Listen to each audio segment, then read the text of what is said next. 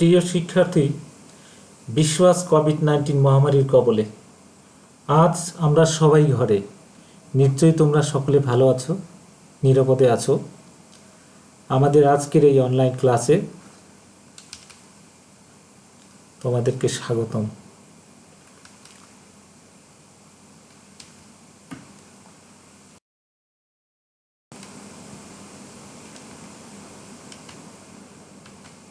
আমি রিপন চক্রবর্তী, সহকারী অধ্যাপক গণিত, সরকারি BM college, Barishal.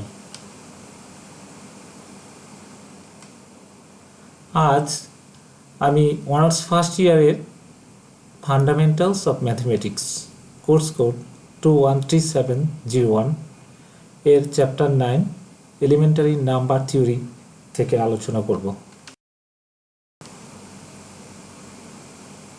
Elementary number theory প্রাথমিক সংখ্যাতত্ত্ব থেকে বিভাজ্যতা বা ডিভাইজিবিলিটি কি। মনে করি ABC তিনটি পূর্ণ সংখ্যা এবং B is not equal to 0, তাহলে B দ্বারা A বিভাজ্য হবে যদি A equal to BC হয়। একে আমরা B ডিভাইডস A দ্বারা প্রকাশ করে থাকি। যদি B দ্বারা A বিভাজ্য না হয় তবে একে B does not divides A দ্বারা প্রকাশ করা হয়। একে B কে A এর উৎপাদক বা ফ্যাক্টরস বা বিভাজক বলা হয়, ডিভাইজার বলা হয়, এবং A ও B এর একে বলা হয় B এর গুণিতক। A ইকুয়াল টু হবে মাল্টিপল অফ B, সহমৌলিক বা সাপেক্ষ মৌলিক, কোপ্রাইম অর রিলেটিভলি প্রাইম নাম্বারস। যদি A1, A2 up to n belongs to set of integers এবং A1, A2 up to n এই সংখ্যাগুলির গসাগু এক হয়, তবে A1, A2 এবং n এই সংখ্যাগুলিকে সহমৌলিক বা সাপেক্ষ মৌলিক বলা হয়ে থাকে। একটা উদাহরণ দেয়া যাক। যেহেতু 8 এবং 13 এর গসাগু এক, সুতরাং 8 এবং 13 সংখ্যাদ্বয় সহমৌলিক।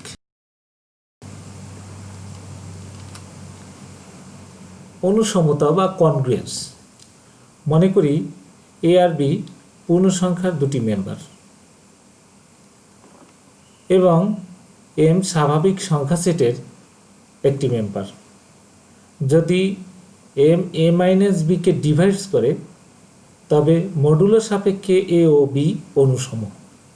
A is congruent to B modulo M এই হিসাবে আমরা পড়ে থাকি। ইহাকে A congruence to B modulo M দ্বারা প্রকাশ করা হয়ে থাকে।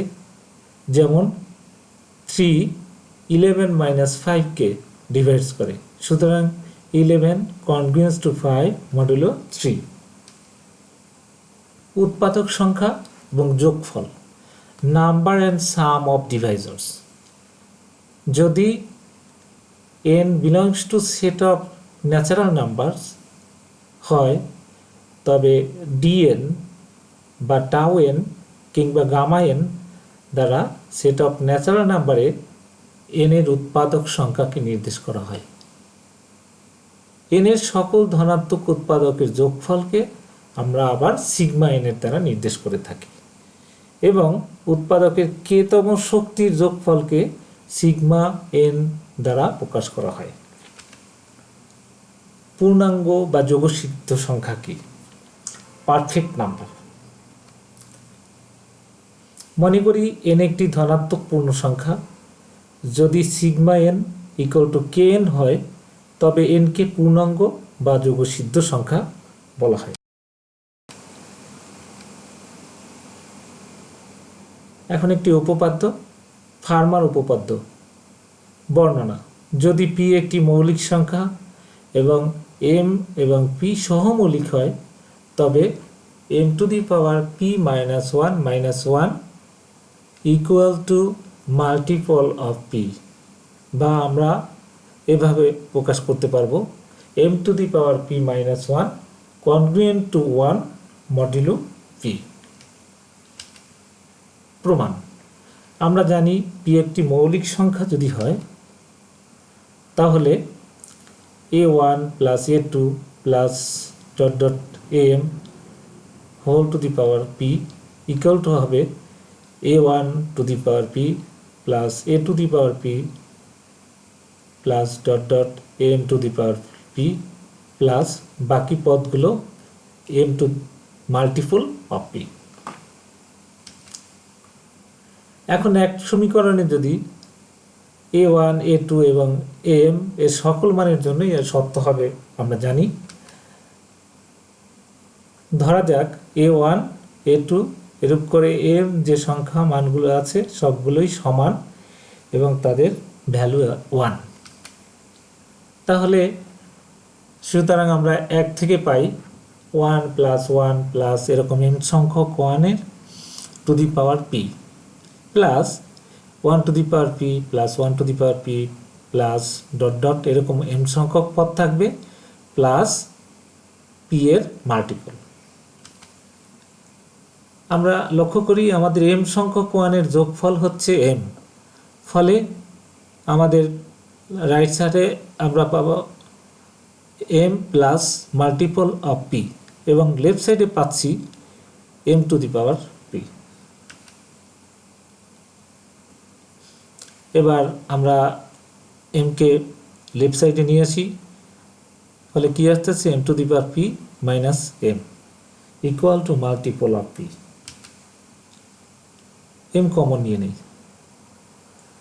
m into m to the power p minus 1 equal to multiple of p, মানে p এর যে কোনো গুণিতক হবে এই দুটো সংখ্যার গুণফল।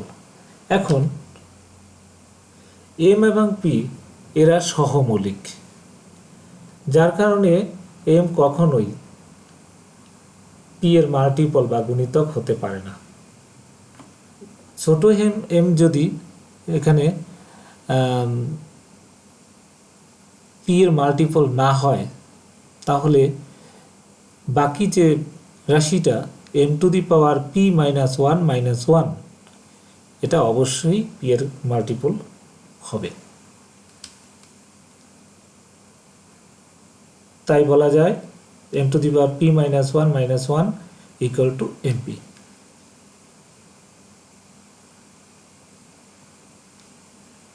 তাহলে কি হলো, এটাকে আমরা কনগ্রুয়েন্ট হিসেবে লিখলে m to the power p minus 1 is congruent to 0 modulo p। এবার 1টাকে আমরা যদি ডান পক্ষে নিয়ে নিই, m to the power p minus 1 congruent to 1 modulo p, ফলে আমাদের ফার্মাটের উপপাদ্যটি প্রমাণিত হলো। এবার উইলসনের উপপাদ্য বর্ণনা: যদি p একটি মৌলিক সংখ্যা হয় তবে p মাইনাস 1 এর factorial plus 1 is congruent to 0 modulo p। এটি আমাদের প্রমাণ করতে হবে। প্রমাণ: আমরা ফার্মার উপপাদ্য হতে জানি m to the power p minus 1 congruent to 1 modulo p, যেখানে p একটি মৌলিক সংখ্যা এবং m এবং p সংখ্যা দুটি সহমৌলিক, অর্থাৎ এদের জিসিডি বা গসাগু হবে 1। দেওয়া আছে p মৌলিক সংখ্যা, সুতরাং p এর অধস্তন যতগুলি স্বাভাবিক সংখ্যা রয়েছে অর্থাৎ 1 2 3 আপ টু p মাইনাস 1, এই সংখ্যাগুলির সাথে p এর গসাগু হবে 1, ফলে এই সংখ্যাগুলি p এর সাথে সহমৌলিক হবে। সুতরাং এক সমীকরণের মূলগুলি হবে এই 1 2 3 আপ টু p মাইনাস 1 এগুলো, ফলে প্রতিটি উৎপাদক এর রূপ তৈরি হবে, একটা m মাইনাস 1, একটি m মাইনাস 2, একটি m মাইনাস 3, আরেকটি হবে m মাইনাস p প্লাস 1। ফলে আমরা কি পাচ্ছি, বাম পক্ষ থেকে m to the power p minus 1টা নিয়ে নেওয়া হলো, ফলে আমাদের ডান পক্ষে 0 আসবে। 0 হওয়া মানে এই পদটি নিঃশেষে বিভাজ্য হয়ে যাওয়া। ফলে কি হলো, আমাদের m to the power p minus 1 minus 1 is congruent to m minus 1, m minus 2, m minus 3 up to m minus p plus 1 এই ফ্যাক্টরগুলোর গুণফল মডুলো p দ্বারা বিভাজ্য।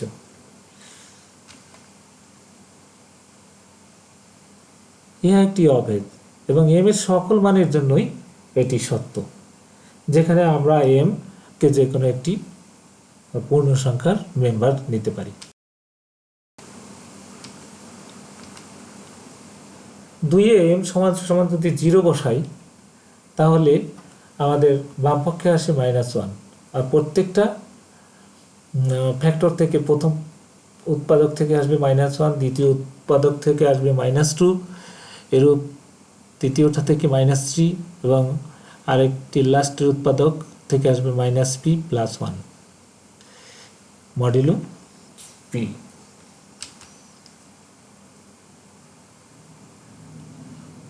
ডান পক্ষের দিকে লক্ষ্য করো, আমাদের এখানে p-1 সংখ্যক পদ রয়েছে এবং প্রতিটি পদেই -1 কমন নিলে সবগুলোকে একত্রিত করে -1 to the power p-1 লেখা যাবে।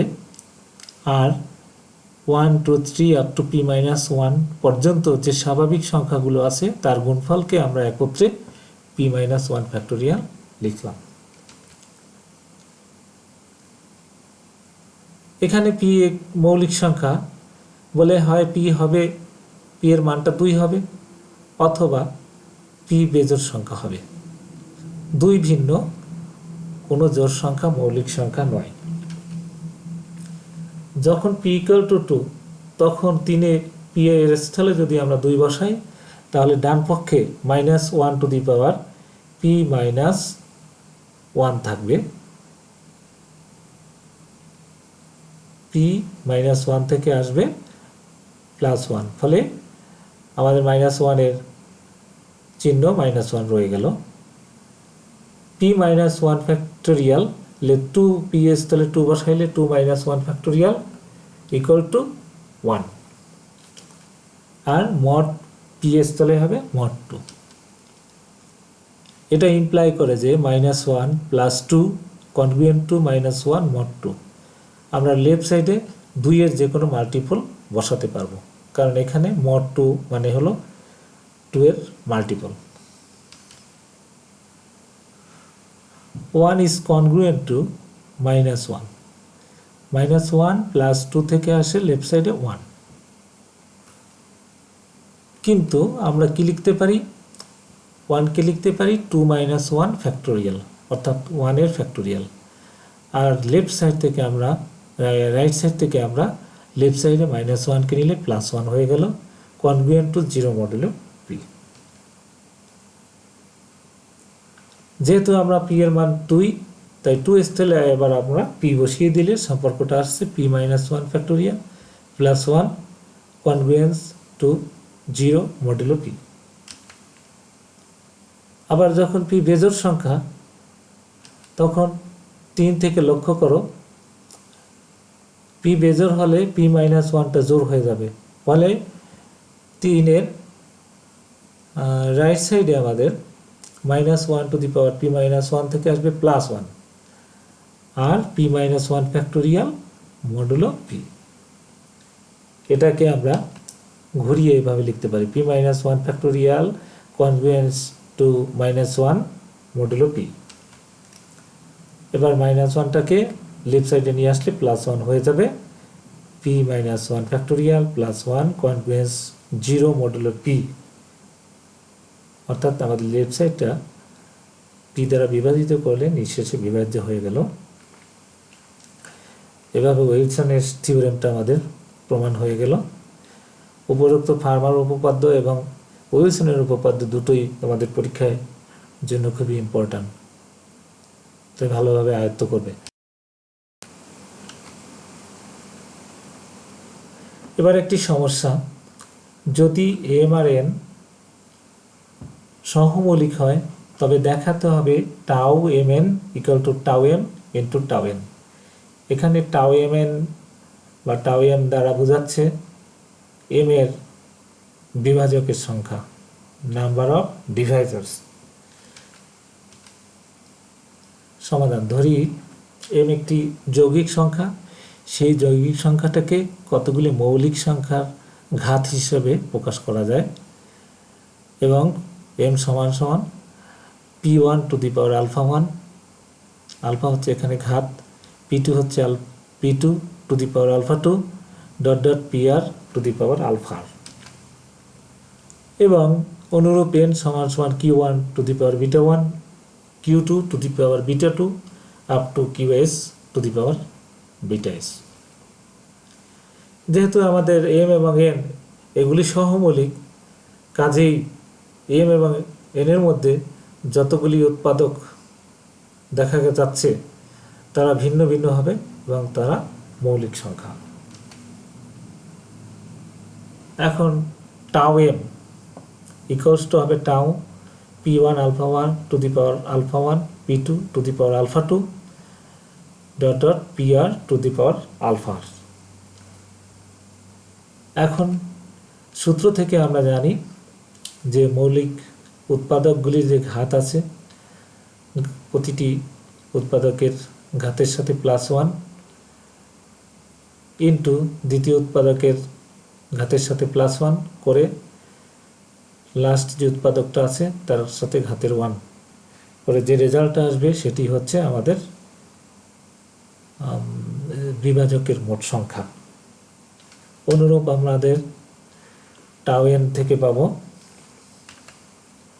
Beta 1 plus 1, beta 2 plus 1, beta s plus 1।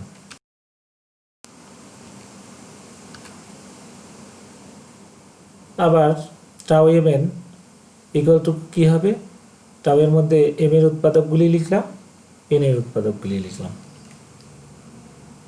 সূত্রানুসারে এক্ষেত্রে কি আসতেছে? Alpha 1 plus 1, alpha 2 plus 1 dot dot alpha to the plus 1। আবার দ্বিতীয় অংশে beta 1 plus 1, beta 2 plus 1, beta s plus 1। তাহলে প্রথম উৎপাদকগুলি থেকে পাচ্ছি টাউ m এবং দ্বিতীয় উৎপাদকগুলো থেকে পাচ্ছি টাউ n।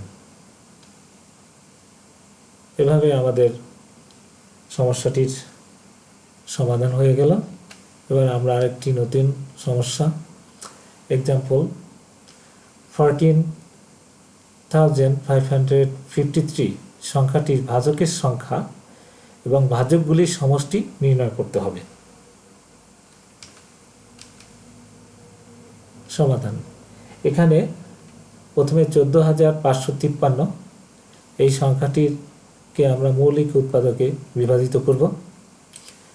ভাগ প্রক্রিয়ায় বিভাজক নির্ণয়ের ক্ষেত্রে সবচেয়ে ছোট সর্বনিম্ন যে ছোট মৌলিক সংখ্যা 2 থেকে আমাদের শুরু করতে হয়।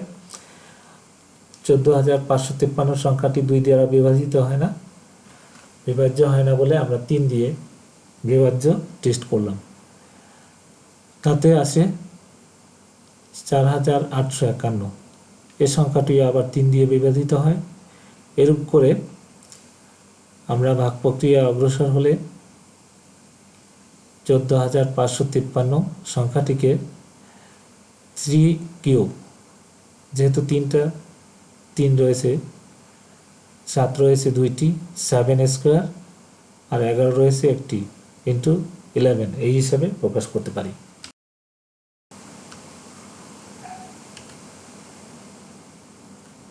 এবার দেখো 14,553 এর ভাজকের সংখ্যা কিভাবে লিখতে পারি। আমাদের 3 এর ঘাত 3 প্লাস 1, 7 থেকে 7 এর ঘাত 2 প্লাস 1, 11 এর ঘাত 1 প্লাস 1, তাতে আসে 24। এই সূত্রটা আমরা নিয়েছি। প্রতিটি উৎপাদকের ঘাত প্লাস 1 এগুলোর প্রোডাক্ট করতে হবে। এখানে লক্ষ্য করো, ভাজকগুলির সমষ্টি নির্ণয়ের ক্ষেত্রে সূত্র হচ্ছে মৌলিক উৎপাদকগুলি ঘাতের সাথে 1 যোগ করে বিয়োগ করতে হবে প্রত্যেকটা। ফলে 3 এর জন্য আসবে 3 to the power 4 minus 1 divided by 3 minus 1। 7 এর স্কোয়ার আছে, তাই এখানে হবে 7³ - 1 ডিভাইডেড বাই 7 - 1। আর 11-এ ঘাত আছে 1, ফলে 11 স্কোয়ার - 1 বাই 11 - 1।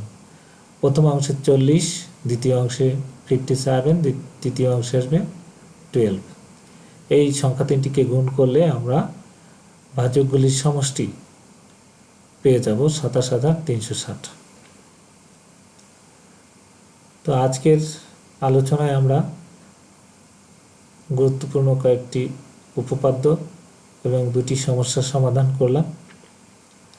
তোমরা অনুরূপ আরও কিছু প্রবলেম সলভ করবে, তাহলে এই অধ্যায়টি তোমরা ভালো করে আয়ত্ত করতে পারবে।